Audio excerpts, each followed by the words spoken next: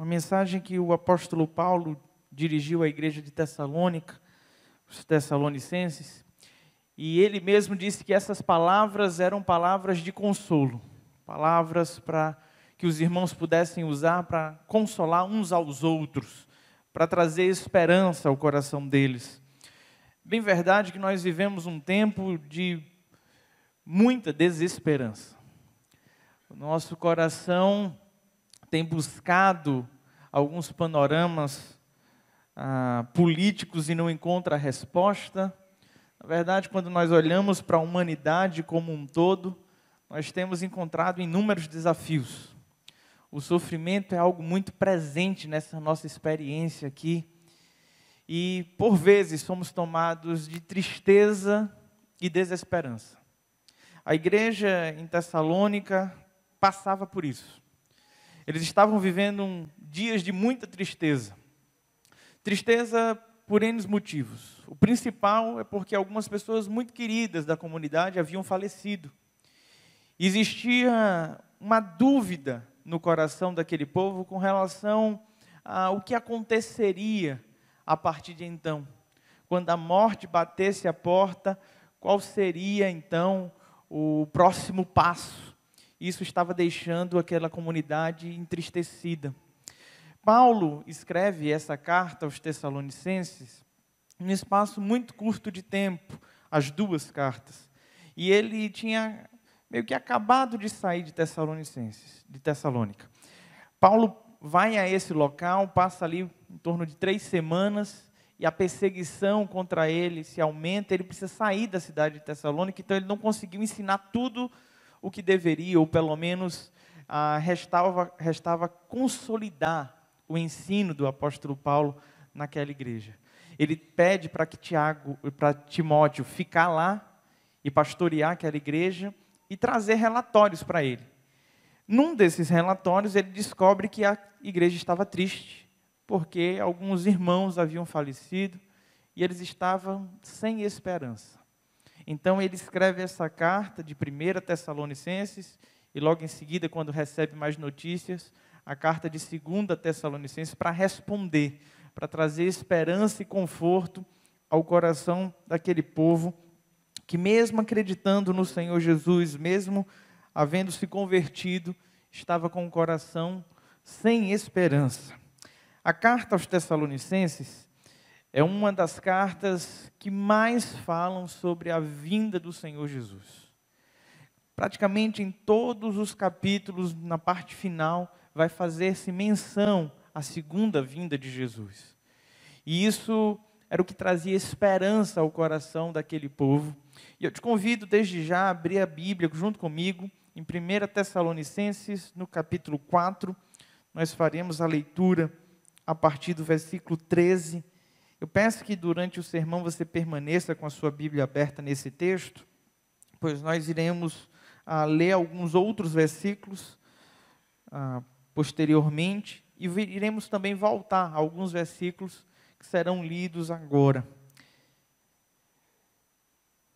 1 Tessalonicenses, capítulo 4, a partir do versículo 13, a palavra do Senhor nos diz assim: Irmãos, não queremos que vocês sejam ignorantes quanto aos que dormem, para que não se entristeçam como os outros que não têm esperança. Se cremos que Jesus morreu e ressurgiu, cremos também que Deus trará mediante Jesus e com ele aqueles que nele dormiram.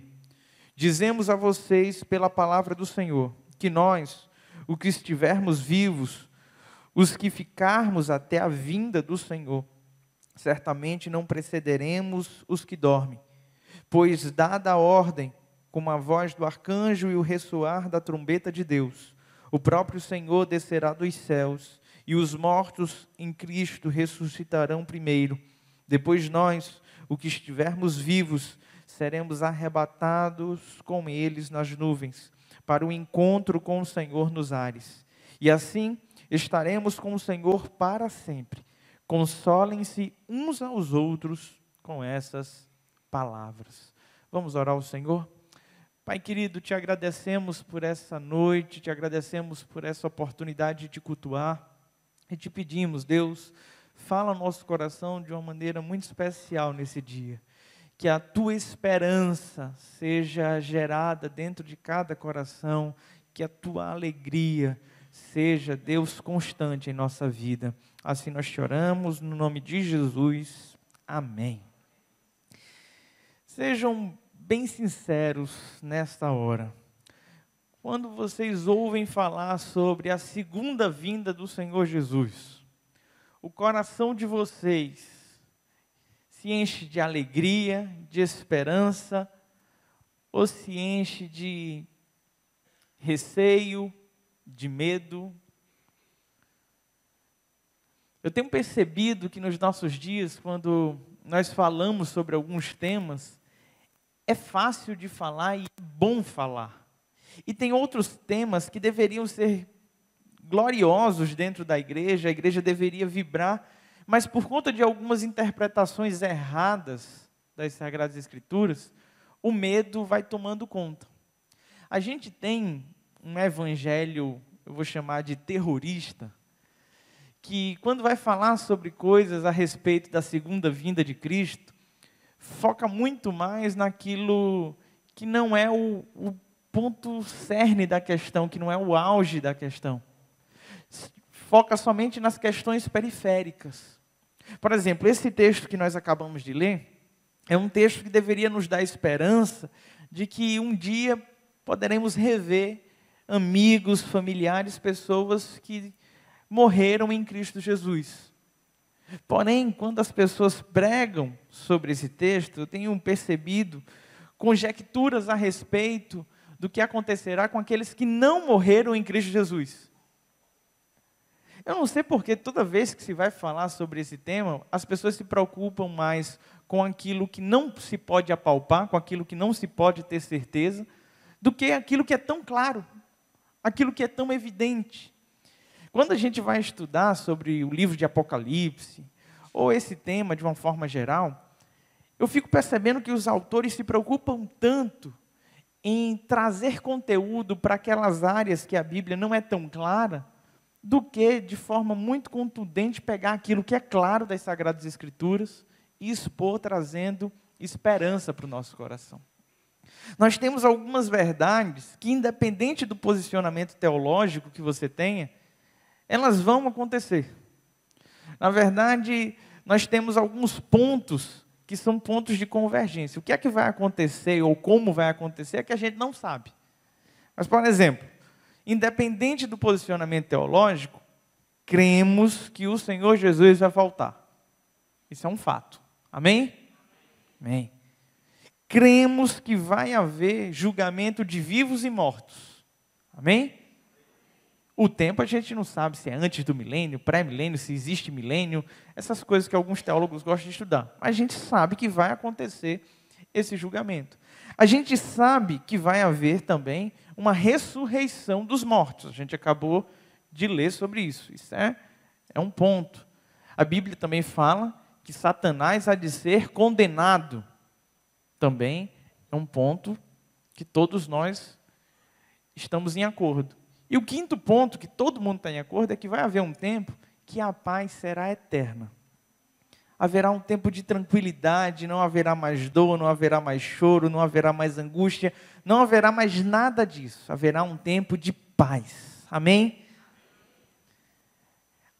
Aí chegam alguns irmãos para estudar esse texto e vai focar nas entrelinhas dessas 5 verdades. E aí esse reino de paz, que é tão precioso, que é tão glorioso, que nós ansiamos tanto, ele se perde porque as pessoas ficam pensando a respeito de um tempo de tribulação que há de vir sobre a terra. O Senhor Jesus alertou, em alguns outros textos que falam a respeito disso, a gente encontra algumas coisas e as pessoas focam nisso. Foca nesse tempo de tribulação, de angústia, como é que vai ser, e aí começam as especulações sobre quem é o anticristo, o que é a marca da besta. Qualquer rumor de guerra, os irmãos entram em desespero para descobrir qual vai ser a data que o Senhor Jesus vai voltar. A gente não precisa se preocupar com nada disso. Esse dia para aqueles que estão em Cristo Jesus, será um dia glorioso. Nós não iremos sofrer, meus irmãos. Não iremos sofrer com isso. Na verdade, a igreja hoje padece porque ela tem uma missão. Nós sofremos em nome da nossa vocação, não em nome da nossa esperança. A nossa esperança está garantida. A vida eterna nos céus é garantida para nós. A minha irmã, há um tempo atrás, quando passou por um tempo muito difícil de enfermidade, teve que fazer algumas cirurgias, eu me lembro de uma frase dela que me marcou. Ela estava sofrendo numa cama, porque iria fazer a cirurgia, aquela coisa toda, e eu fui conversar com ela, como é que ela estava se sentindo a respeito daquilo, e ela disse: Vitinho, é assim que ela me chama. Eu tenho convicção que eu vou estar com o Senhor. O meu desejo de estar viva é porque eu entendo que, de alguma forma, existem algumas pessoas que hoje estão morrendo sem essa esperança. Sem essa esperança. Eu não sei nem se ela tinha tanta lucidez quando disse isso, mas isso é uma verdade tão preciosa no reino de Deus. O apóstolo Paulo declarava isso. Ele dizia: para mim o viver é Cristo, e o morrer é lucro. É lucro porque eu vou estar com Deus. O crente fiel, o crente que entende as verdades do Evangelho, ele não tem do que ter medo, ele não tem do que se envergonhar, porque a esperança dele é uma esperança viva. Amém? Eu quero trazer alguns princípios que devem nortear o nosso coração para que essa esperança se mantenha viva nos nossos corações. Algumas certezas diante desse texto que não podemos hesitar diante dela. A primeira certeza nós encontramos nesse versículo 13, o primeiro versículo que nós lemos, onde a palavra do Senhor diz assim: irmãos, não queremos que vocês sejam ignorantes quanto aos que dormem, para que não se entristeçam como os outros que não têm esperança. Não têm esperança. O primeiro princípio que eu encontro aqui é que aquele que crê na segunda vinda de Cristo, aquele que deposita sua confiança no Senhor, que coloca nele essa convicção, mesmo diante da morte, ele não há de se entristecer, de se desesperar, não há de perder a esperança. Essa comunidade aqui, por conta da morte, colocou toda a sua teologia em xeque. Por conta da morte, eles começaram a duvidar: será que Jesus vai voltar mesmo? Será que Jesus ressuscitou? Será que ele ressuscitou, mas a gente vai ressuscitar? O que é que vai acontecer a partir de então? E o apóstolo Paulo diz: vocês não podem ser ignorantes. E sendo bem sinceros com a igreja, como nós somos ignorantes com relação a esse tema? Somos ignorantes porque nos falta conhecimento a respeito do tema, e somos ignorantes porque ignoramos esse tema. Estamos tão preocupados com essas coisas aqui presentes, estamos tão preocupados com o cotidiano que esquecemos completamente as promessas do Senhor. Havia um tempo que, ao se converter, aquelas pessoas eram tomadas de alegria e ânimo porque criam na volta do Senhor. Nos nossos dias, quando as pessoas se convertem, a esperança e a alegria que gera no coração delas é que elas vão viver uma série de coisas boas aqui nessa terra. Um monte de promessa, um monte de prosperidade, e cada vez mais nós estamos ficando arraigados a essa realidade terrena e protelando e nos distanciando desse desejo ardente de ter o Senhor Jesus conosco. E isso é algo que a gente precisa parar para pensar. A ignorância traz tristeza e desesperança ao nosso coração.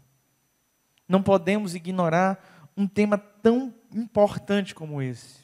Essa comunidade tessalônica era uma comunidade, por mais que pertencesse agora ao domínio romano, porque o Império Romano dominava tudo, mas era uma cidade grega. A influência filosófica grega era muito forte lá. Essa era uma cidade grande, uma grande capital, 200 mil habitantes, talvez a segunda depois de Atenas. E era um povo culto, um povo inteligente. E eles tinham uma filosofia que acreditava que o corpo era a prisão da alma. A alma era boa, mas o corpo habitava todo o mal. O corpo aprisionava essa alma. E uma vez que as pessoas morriam, a alma então estava livre. Eles não conseguiam compreender como é que poderíamos, de alguma forma, ressuscitar com este corpo. Era conflituoso na cabeça deles, porque se o corpo é ruim, se o corpo é mau, por que agora que a alma está livre, ela vai voltar para esse corpo? E o apóstolo Paulo vai explicando para essa igreja uma das doutrinas mais importantes da nossa fé, que é a ressurreição de Cristo. E esse seria o nosso segundo princípio. Se cremos numa segunda vinda do Senhor Jesus, precisamos crer que não somente Ele ressuscitou dos mortos, mas que um dia Ele haverá de ressuscitar aqueles que dormiram no Senhor. E o apóstolo Paulo, quando escreve a carta aos Coríntios, lá no capítulo 15, versículo 19, ele vai dizer: se a nossa esperança no Senhor for só para este tempo, para essa terra, nós somos os mais indignos de todos os homens.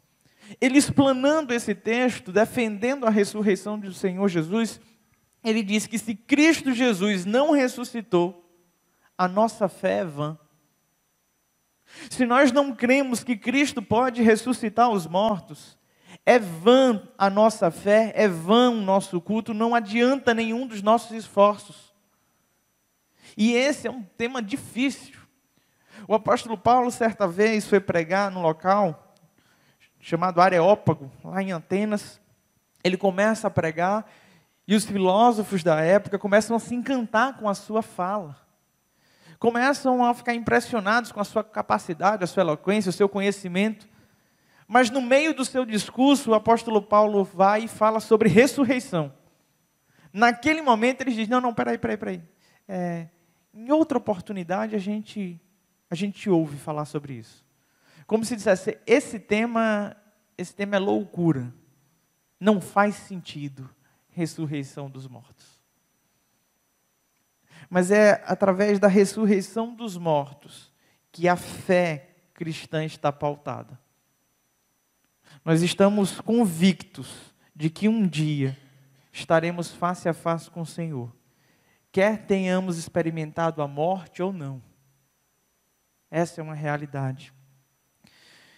Ele explicando como é que aconteceria esse processo com o corpo, lá em Coríntios, capítulo 15, primeira carta aos Coríntios, capítulo 15, a partir do versículo 50, ele vai dizer o seguinte: irmãos, eu lhes declaro que a carne e sangue não pode herdar o reino de Deus, nem o que é perecível pode herdar o imperecível. Eis que eu lhes digo um mistério: nem todos dormiremos, mas todos seremos transformados num momento, num abrir e fechar de olhos, ao som da última trombeta. Pois a trombeta soará, os mortos ressuscitarão incorruptíveis, e nós seremos transformados. Pois é necessário que aquilo que é corruptível se revista de incorruptibilidade, e aquilo que é mortal se revista de imortalidade.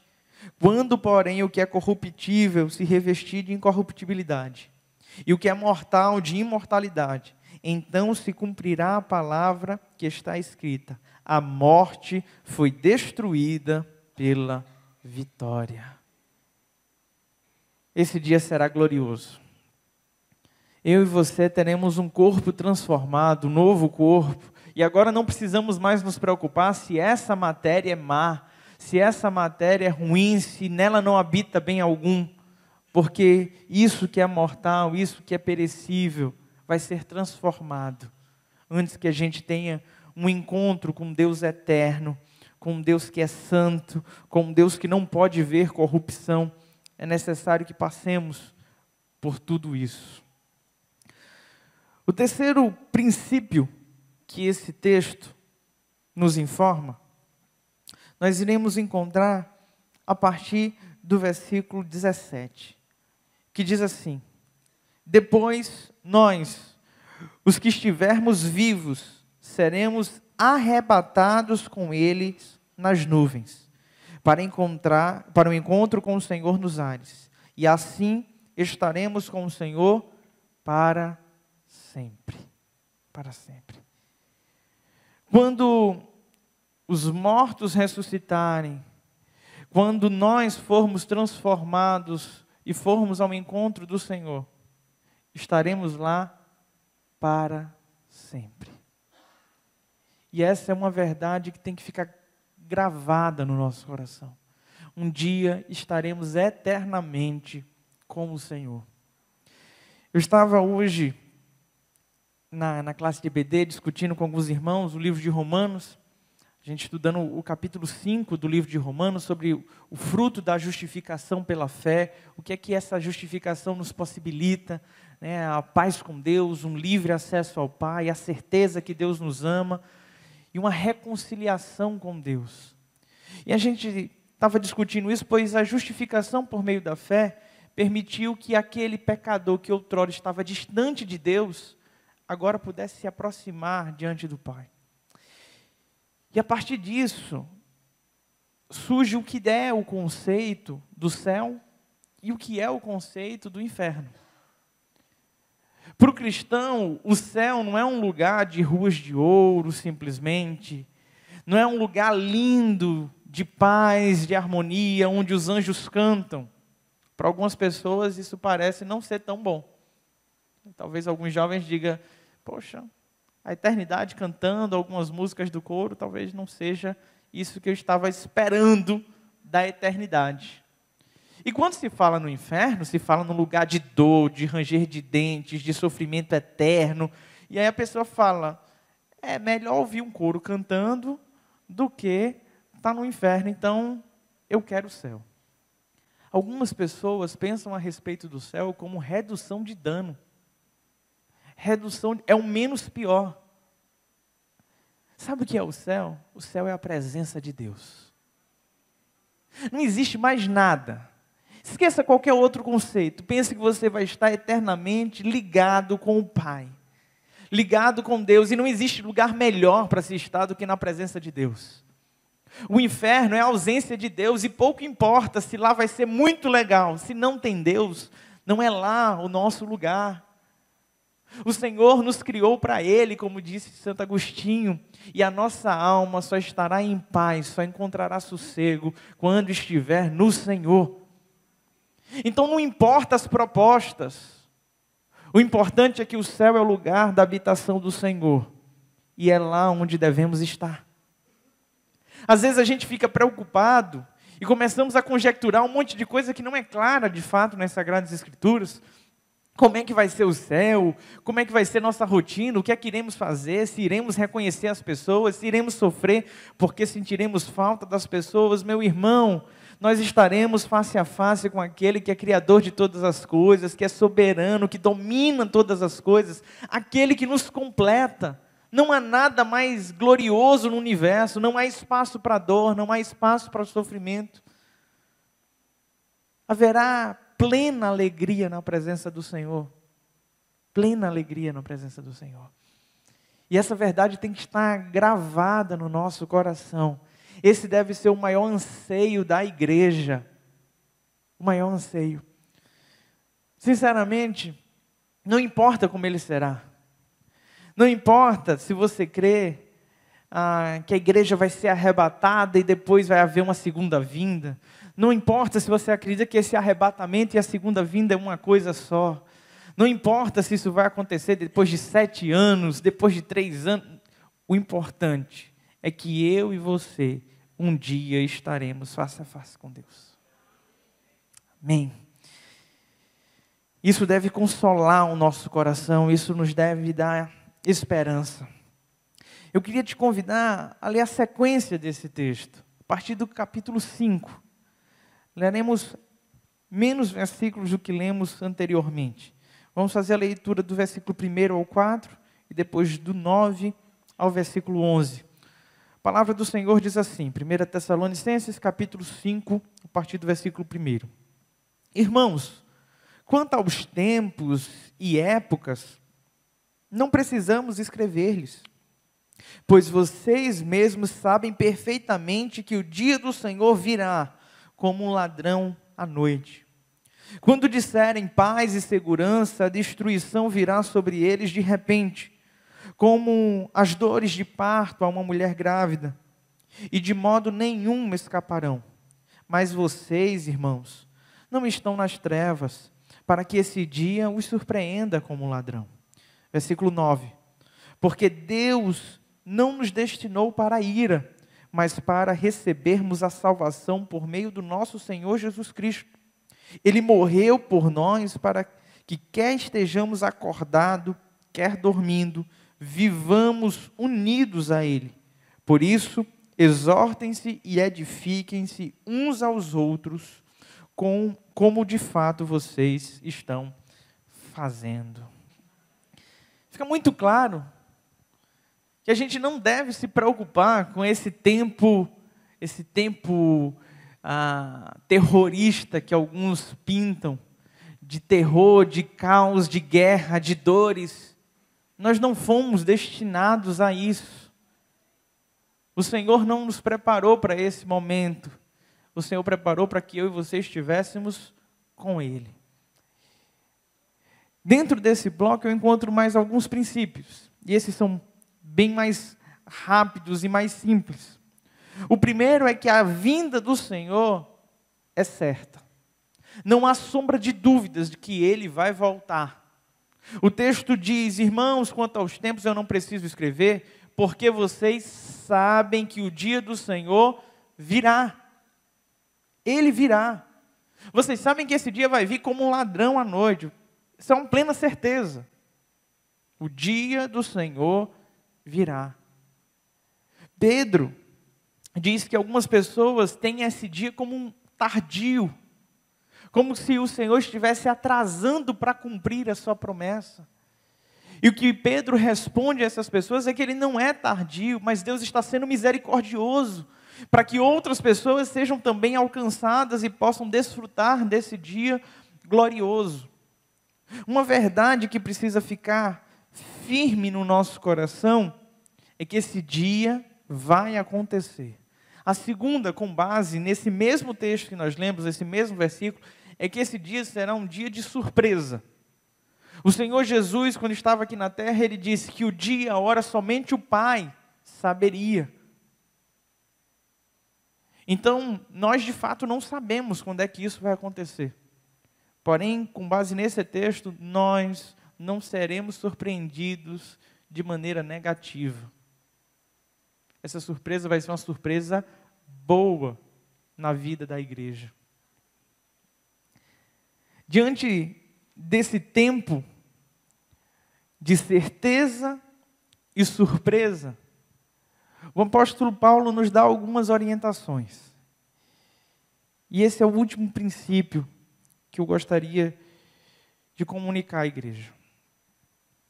Se cremos que a segunda vinda do Senhor é certa, se cremos que ela vai ser de maneira surpreendente, ninguém sabe o dia nem a hora, se cremos em todos os outros princípios que já foram citados aqui, o apóstolo Paulo nos convida a viver uma vida de vigilância, de atenção, de estar preparado para esse momento glorioso.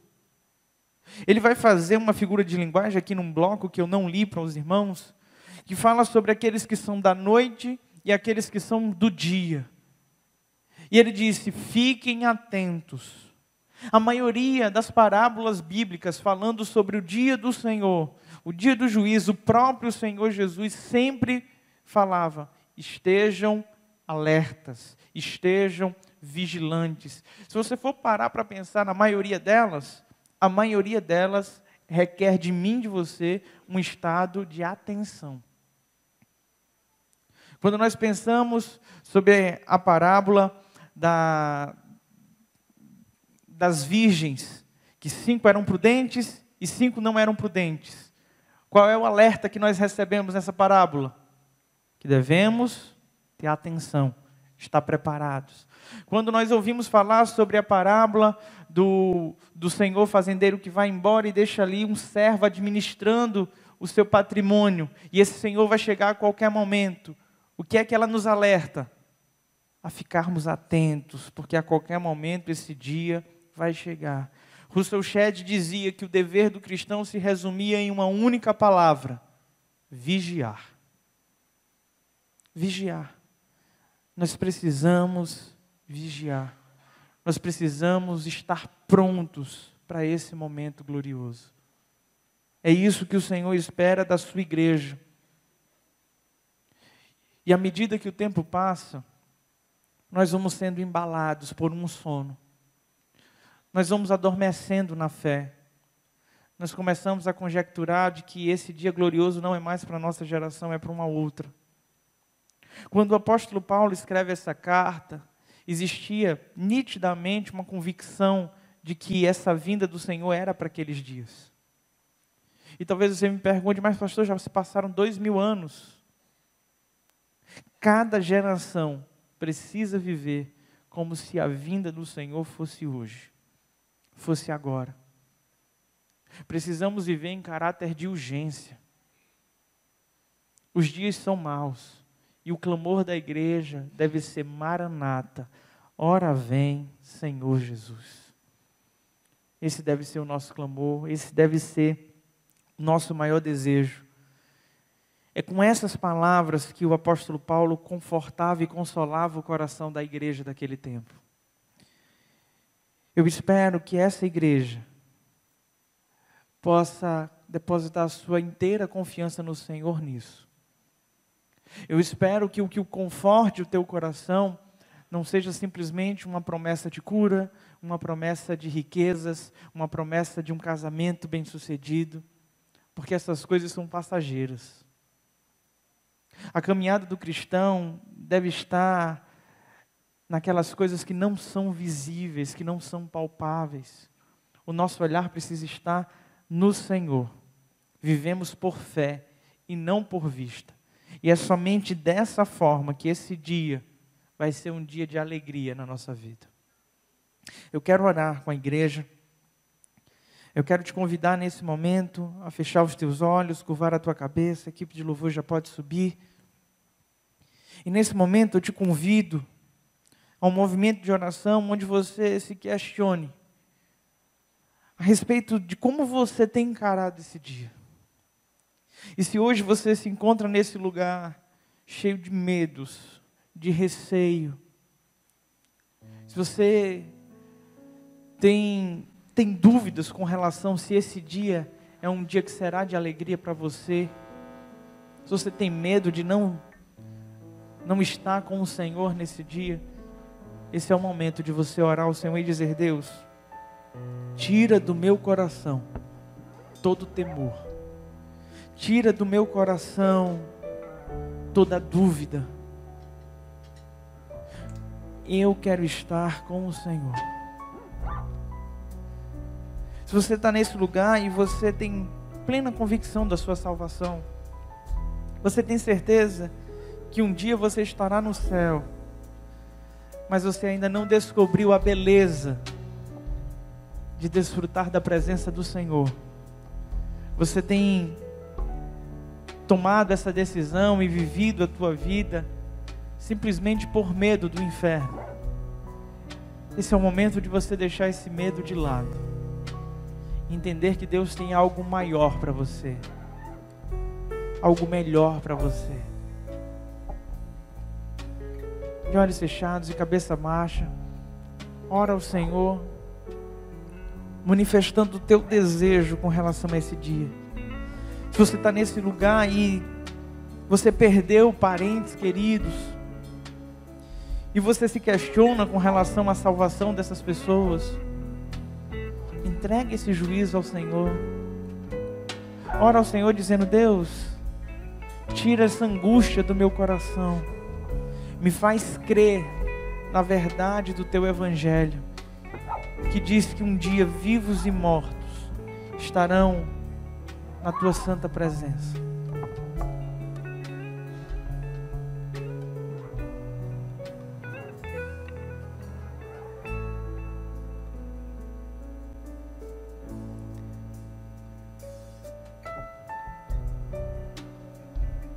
Aquelas pessoas que hoje gostariam de sentir a paz que essa convicção traz ao seu coração, essa certeza da vinda do Senhor Jesus. Se você deseja sentir isso no seu coração, a certeza da salvação, se você deseja de fato entregar a sua vida ao Senhor e estar preparado para esse dia, eu queria te convidar a repetir uma oração comigo.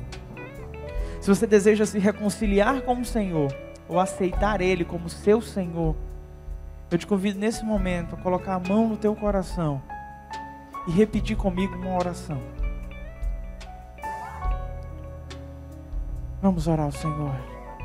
Repita comigo dizendo assim: Senhor Jesus, eu te agradeço, porque um dia o Senhor há de nos dar uma alegria eterna, onde eu não vou mais sofrer, onde não haverá mais dor. E diante dessa certeza, eu te entrego a minha vida. Eu peço, Senhor, que o Senhor governe a minha vida, e que a partir de hoje eu possa desfrutar da tua santa presença em minha vida. Te oramos no nome de Jesus. Amém.